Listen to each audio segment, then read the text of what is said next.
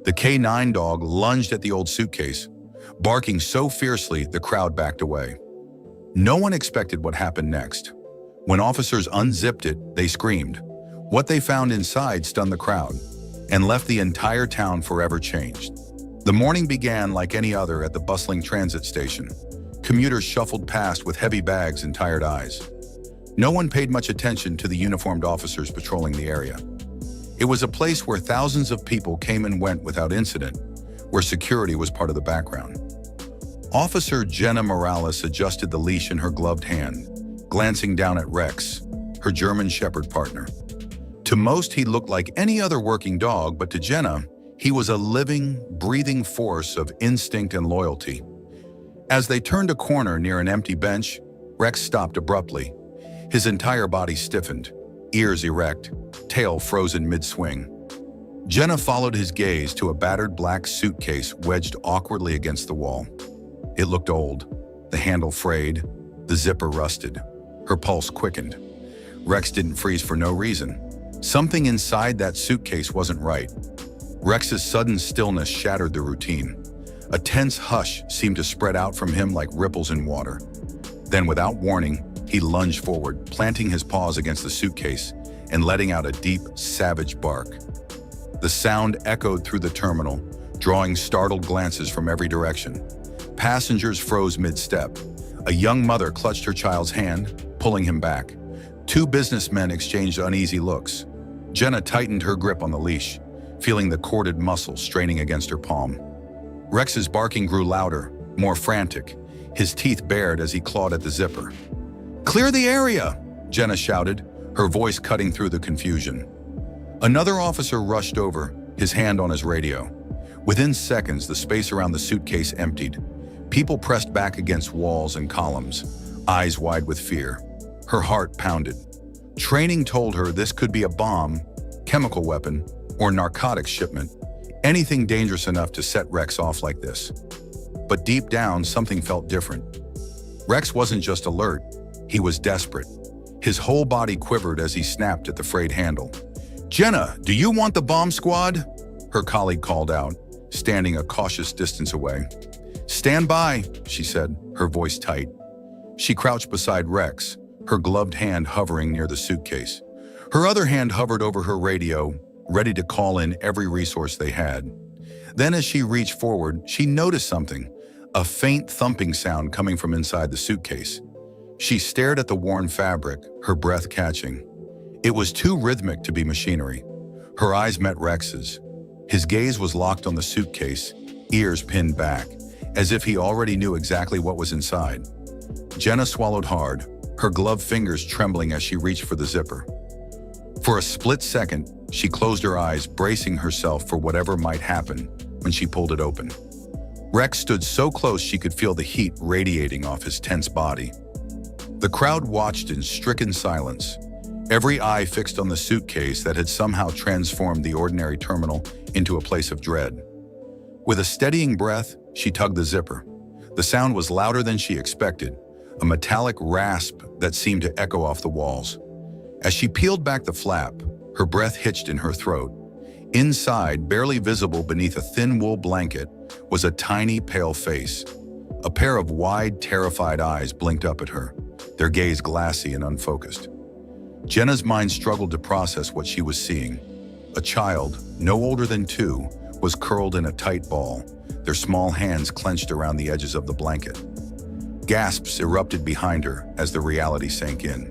The child's cheeks were hollow, lips tinged blue from the cold. A tremor shivered through the little body, but there was no sound, no cry, no whimper.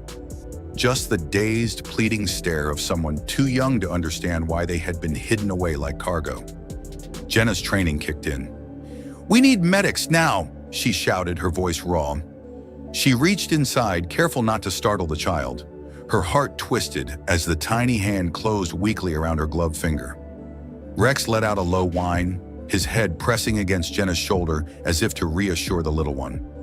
In that instant, she knew whatever evil had put the child here, they were going to fight to make it right. The terminal was locked down within minutes. Officers moved swiftly, erecting barricades and ushering stunned passengers toward exits.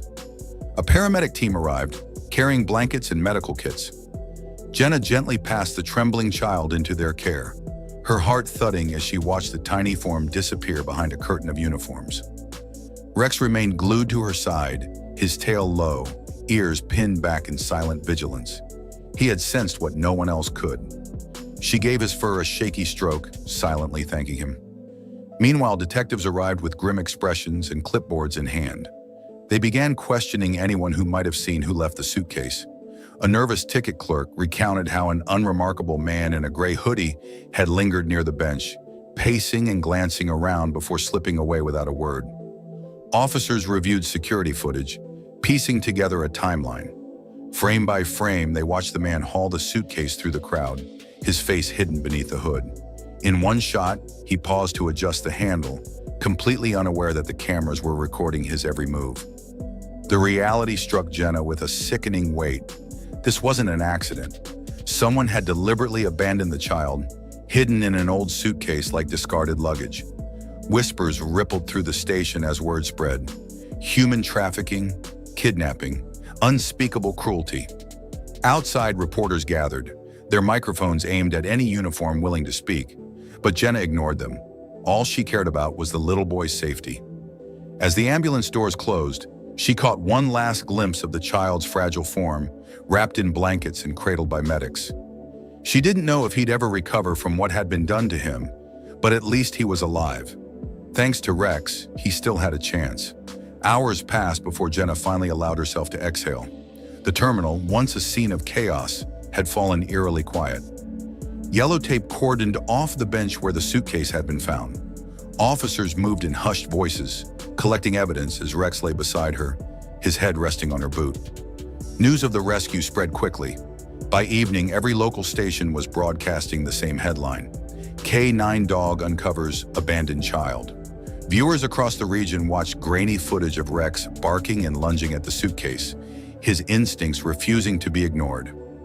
At the hospital, doctors worked tirelessly to stabilize the boy. He was severely dehydrated and hypothermic, but alive. A social worker told Jenna the child hadn't spoken a word since they found him. He didn't even know his own name.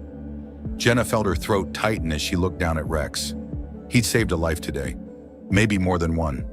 She crouched and wrapped her arms around his thick neck, burying her face in his fur. He nuzzled her shoulder with a low, gentle whine, as if he, too, understood the enormity of what they had witnessed. Days later, the town came together to honor Rex. In a small ceremony outside the station, the mayor presented him with a gleaming medal engraved with a single word: hero. Cameras flashed as the child, now recovering and more alert, shyly approached Rex. With tentative steps, the boy reached out a tiny hand. Rex lowered his massive head, letting the child rest his palm against his muzzle. For the first time, a hint of a smile touched the boy's lips. As Jenna watched them, she felt a surge of hope. In a world capable of cruelty, there were still moments of grace, proof that vigilance and compassion could change a life forever.